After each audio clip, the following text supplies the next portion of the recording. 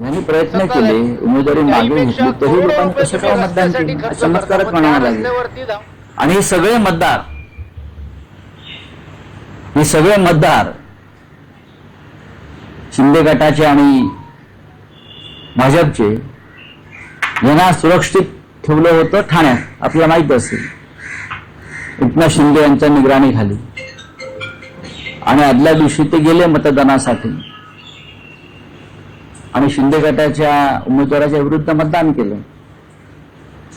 याचा अर्थ भारतीय जनता पक्षाच्या सर्व मतदारांनी अपक्ष उमेदवार गोकुळ गीते यांना मतदान केलं.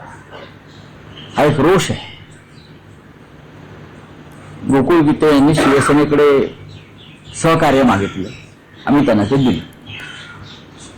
आमचं जे मतदान होतं ते आम्ही त्यांच्याकडे आम्ही वळवले. अगदी मी माननीय उद्धव साहेबांशी चर्चा करून आम्ही ते मतदान त्यांच्याकडे वळवलं. त्याचाही त्यांना फायदा झाला. अर्थात ही सुरुवात आहे.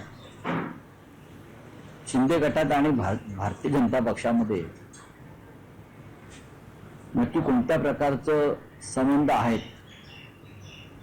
मुख्यमंत्र्यांच्या चेहऱ्यावरती जरी तुम्हाला हसू दिसत असलं शिंदे बाजूला असताना, तरी ते हसू खोटं आहे. ते हसू खोटं आहे. ज्या पद्धतीनं शिंदेना बळ दिलं जात आहे दिल्लीतून, ते महाराष्ट्राच्या हिताचं नाही याची कल्पना सुद्धा राज्याच्या मुख्यमंत्र्यांना आहे. सध्या राजकारण हे भाजपा अंतर्गतच सुरू आहे आणि भाजपा अंतर्गत राजकारणामध्ये वापर होतोय शिंदे गटाचा देवेंद्र फडणवीस यांच्या विरुद्ध, त्यांची ताकद कमी करण्यासाठी. त्याच्यामुळे आमच्यासारखे जे लोक आहेत किंवा पक्ष आहेत ते या घडामोडींकडे दुरून पाहतात सध्या तर. पण